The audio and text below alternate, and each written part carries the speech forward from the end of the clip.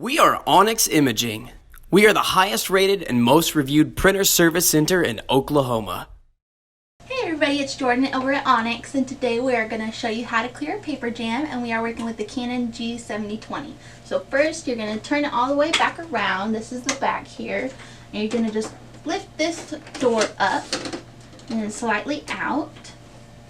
Then you see this little nodule here, you're going to squeeze that and then pull out this little door.